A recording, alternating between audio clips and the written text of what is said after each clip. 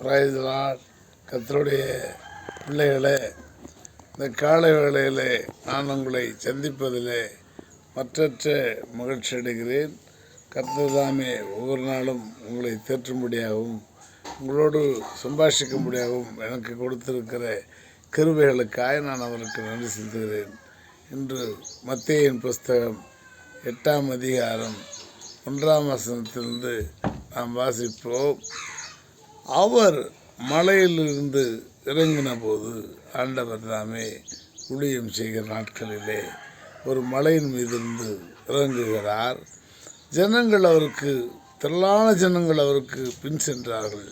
அவருக்கு பின்னாக திரளான ஜனங்கள் சென்றார்கள். அன்று மாத்திரமல்ல, இன்றும் கூட எதற்கெல்லாம் ஜனங்கள் திரளாக செல்வார்கள் என்பது நமக்கு தெரியும். ஒரு வாக்குகளே ஒருவர் பணம் தருகிறார் என்று சொன்னால் அந்த கட்சிகளுக்கு திரளான ஜனங்கள் பின் செல்வார்கள். அவர்களுக்கு தேவையான உணவுகள், அவர்களுக்கு தேவையான சௌகரியங்களை செய்து தர ஒரு கட்சி முன்வருவது என்று சொன்னால் அங்கே திரளான ஜனங்கள் பின் செல்வார்கள். ஆனால் இங்கே அப்படி அல்ல. அவர் அதிசயங்களை செய்யும்படியாகவும் அற்புதங்களை செய்யும்படியாகவும் பல கிருபைகளை செய்யும்படியாகவும் அவர் சென்று கொண்ட நாட்களிலே தானே ஜனங்கள் அவருக்கு பின் சென்றார்கள். அப்போது குஷ்டரோகி ஒருவன் 2ஆம் வசனத்தில், அப்பொழுது குஷ்டரோகி ஒருவன் வந்து அவரை பணிந்து, ஆண்டவரை நாம் முதலாவதாக பணிந்து கொள்ள வேண்டும்.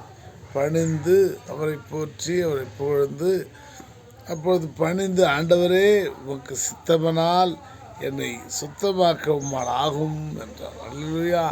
உம்மால் சுத்தம், உமக்கு சித்தம், ஆண்டவரே உங்கள் மனசுக்கு இதை சுத்தமாக்கணும்னு நினச்சிங்கன்னா நீங்கள் சுத்தமாக்குகிற வல்லமை உள்ளவர் என்று நான் அறிந்திருக்கிறேன். நீங்கள் என்னை குணப்படுத்துவீங்கன்னு சொல்லி அவரை பணிஞ்சுகிறான்.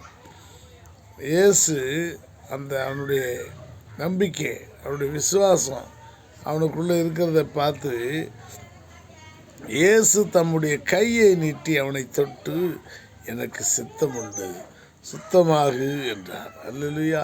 எனக்கு சுத்தம் இருக்குதுப்பா, எனக்கு உண்மையிலே சித்தம் இருக்குது, நீ என்ன பண்ணு, சுத்தமாயிடு சொல்லி அவனை தொட்டு சொன்னாருங்க.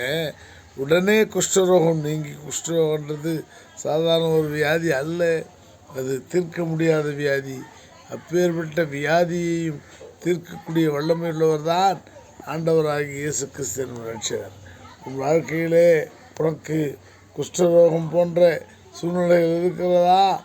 எப்பேற்பட்ட சூழ்நிலையாக இருந்தாலும் நீங்கள் சொல்லும் ஒரே வார்த்தை, ஆண்டவரே உமக்கு சித்தமானால் என்னை சுத்தமாக்கும் என்று கேளுங்கள். அவர் அந்த வாழ்க்கையை சீர்தூக்கி விடுவார். இயேசு அவனை நோக்கி, இதை நீ ஒருவருக்கும் சொல்லாதபடி எச்சரிக்கையாயிரு, ஆயினும் அவர்களுக்கு சாட்சியாக நீ போய் ஆசாரியனுக்கு உன்னை காண்பித்து மோசே கட்டளையிட்ட காணிக்கையை செலுத்து என்றார். அல்லேலூயா. ஆண்டவர் சொன்னாருங்க, நீ போய் உன்னை ஆசாரியனுக்கு காண்பித்து மோசே கட்டளையிட்ட காணிக்கையை செலுத்து என்று சொன்னார். பாருங்க, ஒவ்வொன்றுக்கும் ஒரு காணிக்கைகள் இருக்கிறது. நாம் சுகமாகனால், நாம் பலனானால், நாம் எல்லா சுகத்திற்கும் தேவன் நம்மை வழிநடத்துவதாக இருக்கிறார். அதற்கு நாம் என்ன செய்ய வேண்டும்? மோசே கட்டளையிட்ட காணிக்கையை நாம் செலுத்த வேண்டும்.